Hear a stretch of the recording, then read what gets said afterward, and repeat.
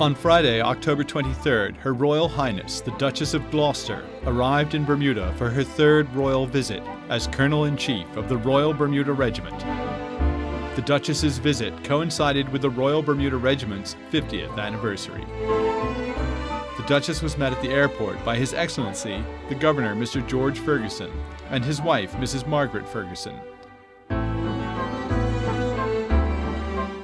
Also in attendance were the Premier of Bermuda, Mr. Michael Dunkley, JP MP, his wife, Mrs. Pamela Dunkley, the Cabinet Secretary, Dr. Derek Binns, Nicola O'Leary, the Commanding Officer of the Royal Bermuda Regiment, Lieutenant Colonel M. Foster Brown, and the Governor's aide-de-camp, Captain Clifford A. Powell. After spending the night at Government House, the Duchess began a 2-day tour of the island. As Commander-in-Chief of the Royal Bermuda Regiment, the Duchess visited Bermuda to celebrate the regiment's 50th anniversary. But despite the main purpose of her visit, the Duchess began her tour on an artistic note at the Dockyard Glassworks. Mrs. Wendy Avery, who owns the Glassworks, greeted Her Royal Highness at the door. Inside, the Duchess was treated to a demonstration of the fascinating art of glassblowing. The Glassworks craftspeople put on a uniquely Bermudian performance by creating a delicate hibiscus flower from glass.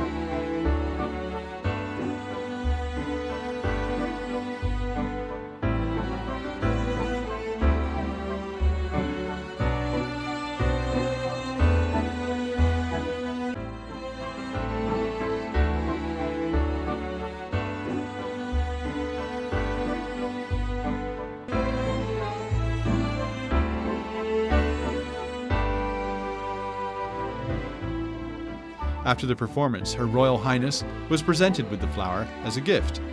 The glass hibiscus included every detail that is to be found in a real hibiscus. After the Glassworks, the Duchess's entourage moved across Dockyard to the Team Orade Americas Cup base. Here the Duchess enjoyed the opportunity of socializing with the skippers and crews of all the competing America's Cup teams. Outside, next to the dock, the awesome America's Cup foiling catamarans were on display. Team Orade Captain Jimmy Spithill conducted a tour of the boats, giving the Duchess an explanation of how the boats are able to travel at such impressive speeds. Unfortunately, no one but the team members can actually sail on the boats, but the Duchess was treated to an impressive demonstration of how well the boats perform out on the water.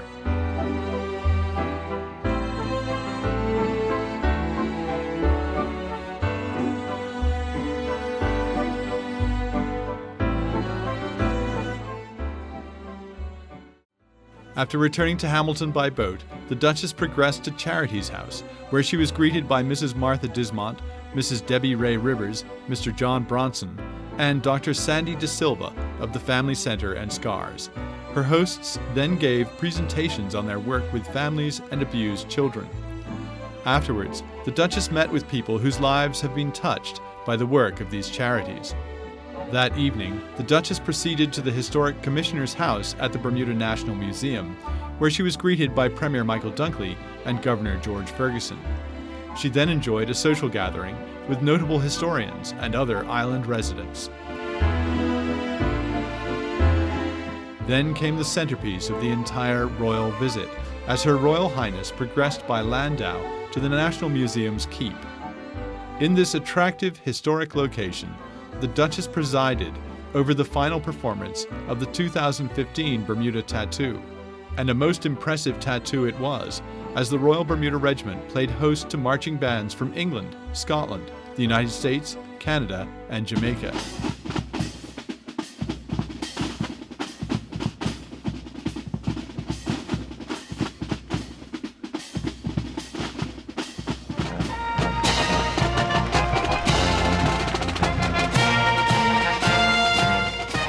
As Commander-in-Chief of the Bermuda Regiment, the Duchess of Gloucester was the guest of honor. The next day, the Duchess visited Warwick Camp, the headquarters of the Royal Bermuda Regiment, After a warm welcome from the commanding officer of the Royal Bermuda Regiment, Lieutenant Colonel M. Foster Brown, and other senior officers, HRH took a seat on the dais overlooking the Royal Bermuda Regiment parade ground. The regiment's operational support unit then put on a demonstration in which they reacted to a civil disturbance staged by their comrades in arms. While one side pretended to be rioters, the other carried out procedures designed to discourage escalation and encourage rioters to disperse. Despite being a mock-up, the demonstration was highly convincing and showed the operational support unit's discipline and professionalism. After the demonstration, the Duchess showed her appreciation while exchanging a few friendly words with the soldiers. With the riot now safely quelled, the Duchess of Gloucester proceeded to the Warwick Camp main gate, where a historic cannon had been emplaced. The cannon was donated by the Bermuda National Museum and restored by other benefactors. HRH unveiled a plaque commemorating the emplacement of the cannon. Lieutenant Colonel M. Foster Brown then made a speech to mark the occasion. This 32-pounder cannon was cast in Falkirk, Scotland in 1807 by the company that invented the carronade that was used so successfully by Admiral Nelson at Trafalgar 210 years ago this week.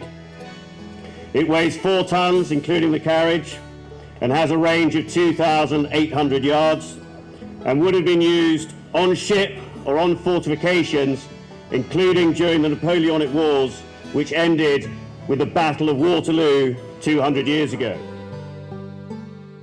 After these formalities, the ceremony took a distinctly Bermudian turn as the Duchess blessed the cannon with a little black rum, much to the approval of all those assembled. Next, Her Royal Highness proceeded to Windreach Farm, where she was greeted by Mrs. Erica Fulton, Dr. Dudley Cottingham, and Mr. Stuart Ritchie.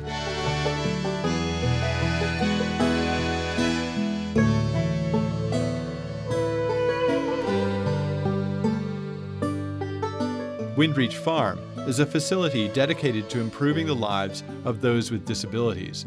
Windreach is also open to anyone else who might wish to join in with the activities offered. The Duchess's tour of Windreach began with a visit to an art class where she chatted with the students.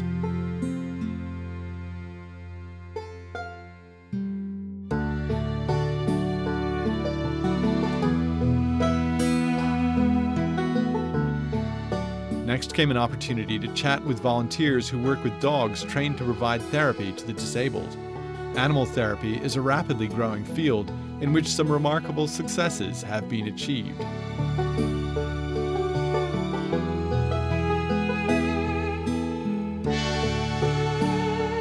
Next, Ms. Erica Fulton accompanied Her Royal Highness along a nature trail that led to the Windreach Vegetable Gardens. Here the Duchess met with the gardeners and examined some of their produce. The Windreach Gardens are quite extensive and provide the gardeners with the opportunity to grow their own vegetables and enjoy a sense of self-reliance available only to the few in today's industrialized world.